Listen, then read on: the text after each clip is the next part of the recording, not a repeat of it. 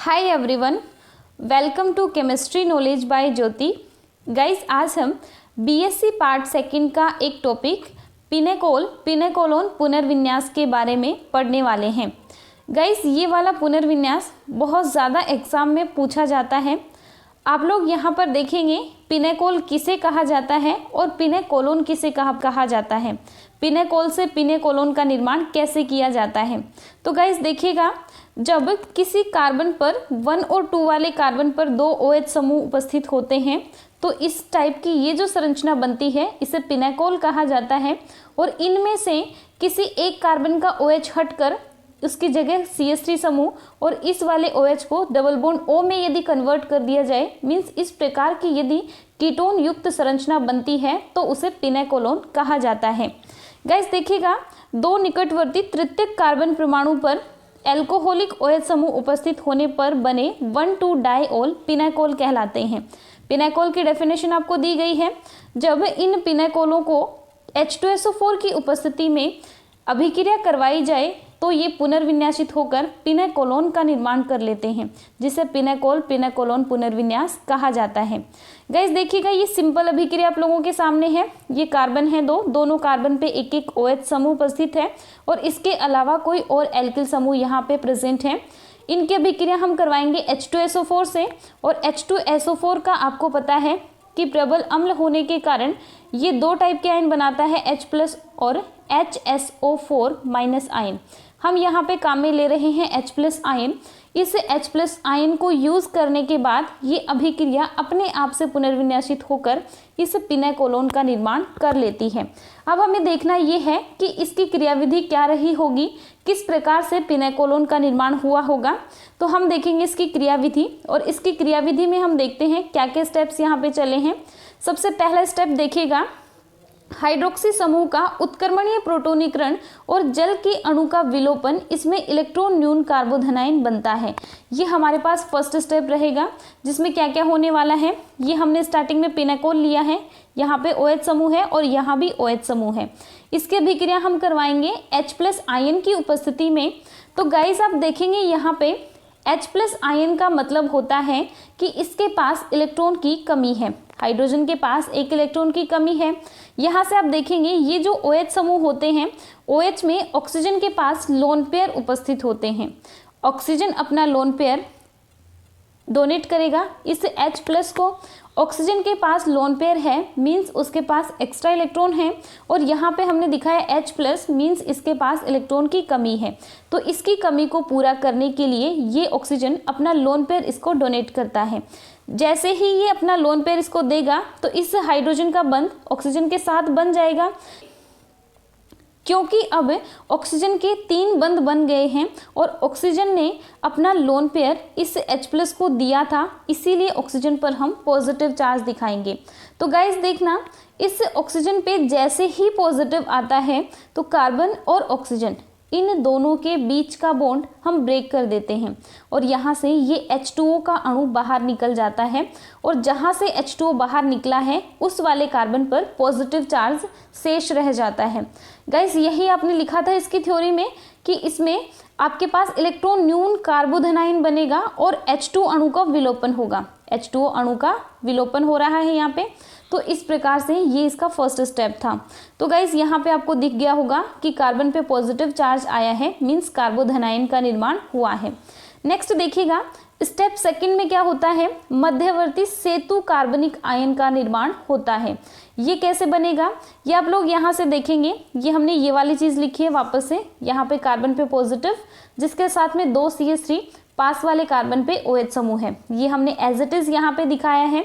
Guys अब आप देखेंगे कि इस वाले कार्बन पे पॉजिटिव चार्ज है, यहाँ पे ये कार्बन 3 डिग्री बना है, और इस कार्बन पे पॉजिटिव होने की वजह से ये स्थायी तो है, लेकिन यदि इस पॉजिटिव को इस कार्बन पे पहुंचा दिया जाए तो इस ऑक्सीजन के पास लोन पेयर है, पॉजिटिव का मतलब इलेक्ट्रॉन की कमी होगी, तो ये ऑक्सीजन अपना लोन पेयर यहाँ पर देकर इस पॉजिटिव को अधिक स्थायी बना देगा।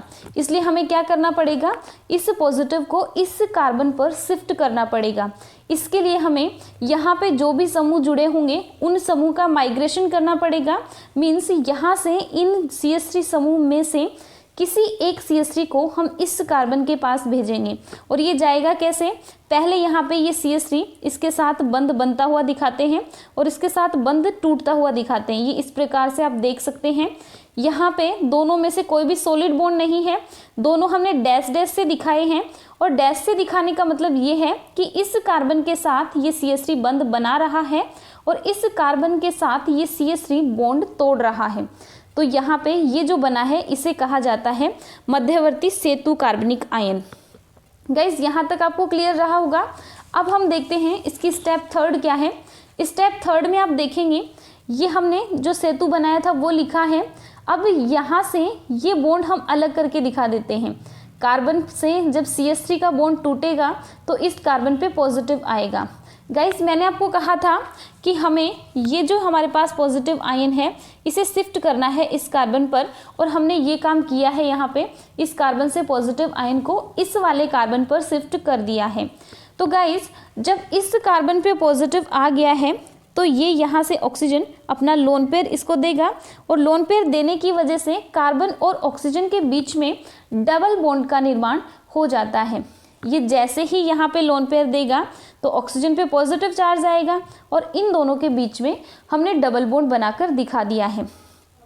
अब आप यहाँ से जैसे ही ऑक्सीजन पे पॉजिटिव आया है मींस इलेक्ट्रोनेगेटिव एटम पे पॉजिटिव चार्ज आ गया, और इलेक्ट्रोनेगेटिव एटम पे पॉजिटिव चार्ज स्थायी नहीं होता है। इसीलिए हम यहाँ से ये H+ आयन बाहर निकालेंगे जो कि हमारे स्टेप 4 होगा। आप यहाँ से देख सकते हैं ये तो हमने सेम यहाँ पे लिखा है। अब हम यहाँ से H+ आयन निकाल देंगे, -H+ हमने दिखा दिया, और जब ये H+ आयन बाहर निकलेगा तो ये बचेगा हमारे पास C डबल बॉन्ड O। तो गाइज आप देख सकते हैं ये हमारे पास एक कार्बन पे 3 CH3, C double bond O CH3 ये हमारे पास बना है, और इसे ही कहा जाता है पिनेकोलोन। ये जो कंप्लीट क्रियाविधि थी इसको कहा जाता है पिनेकोलोन पुनर्विन्यास। गाइज आप देखेंगे हमने जहाँ से शुरुआत की थी ये कार्बन के पास OH, इस वाले कार्बन के पास भी OH, और जब हमने प्रोडक्ट बनाया है तो प्रोडक्ट हमारा बना है कि इस कार्बन के पास तीनों CH3 हैं। इस बार इसके पास कोई भी OH नहीं है, और इसके पास पहले 2 CH3 थे। आप देख सकते हैं पहले इसके पास 2 CH3 थे और एक OH था।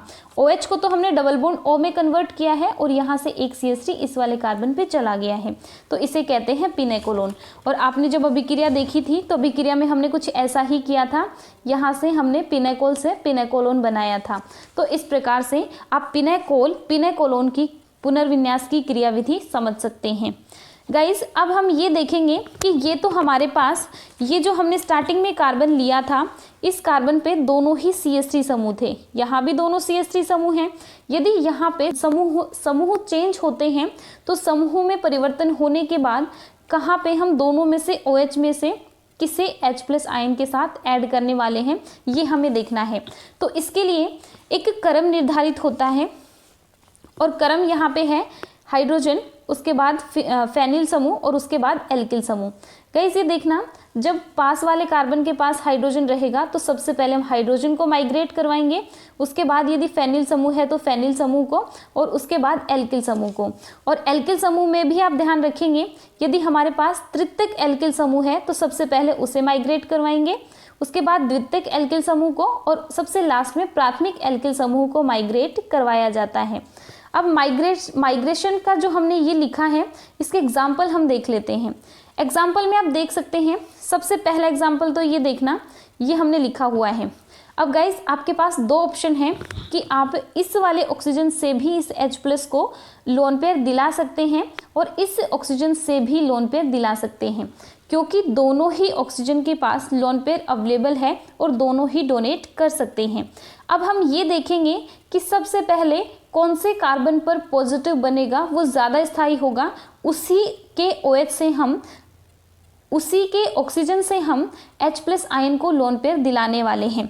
तो आप यहाँ पे देख पाएंगे ये जो हमने pH लिखा है, pH का मतलब होता है कि यहाँ पे इस टाइप से फेनिल समूह होगा, इसके साथ में कार्बन जुड़ा है, यहाँ पे एक और pH समूह जुड़ा है और इसके साथ में OH जुड़ा हुआ है, इधर नेक्स्ट कार्बन और आगे ऐसे संरचनाएं बनी हुई हैं।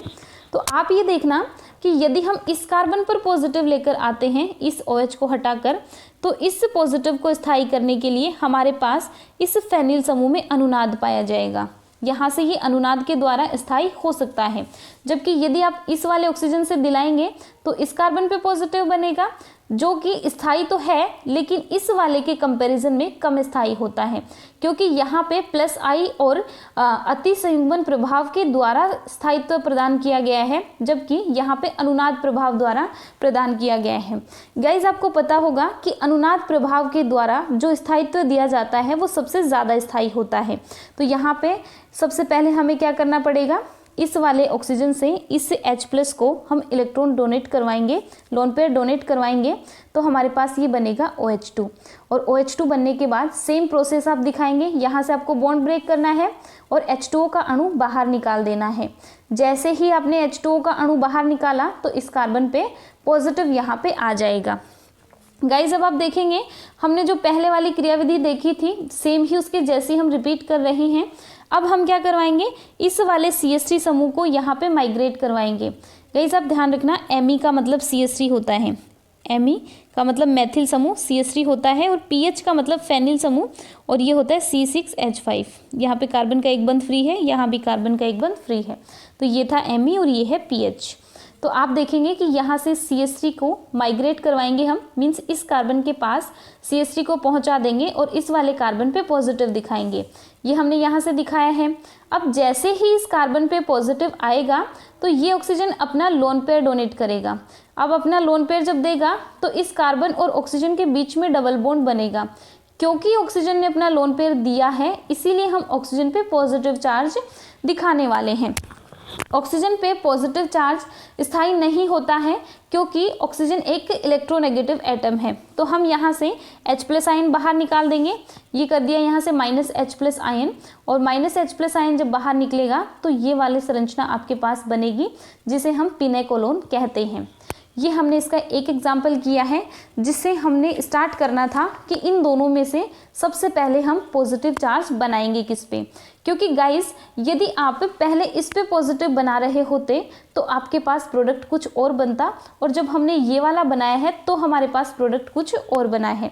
या आप खुद से भी ट्राई कर सकते हैं।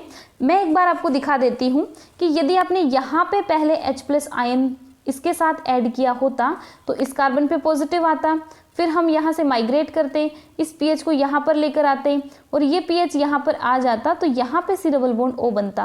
मतलब C डबल बॉन्ड O वाले कार्बन पे एक पीएच समूह जुड़ा होता, जबकि अभी जब हमने बनाया है इसमें C डबल बॉन्ड O वाले कार्बन पे Me समूह जुड़ा है। इसका मतलब आप समझ गए होंगे कि दोनों में से हम पहले डिसाइड करना पड़ेगा कि कौन से OH से, कौन से OH के ऑक्सीजन से हमें H+ को लोन पेयर दिलवाना है। इस पर डिपेंड करता है कि हमारा प्रोडक्ट क्या बनेगा।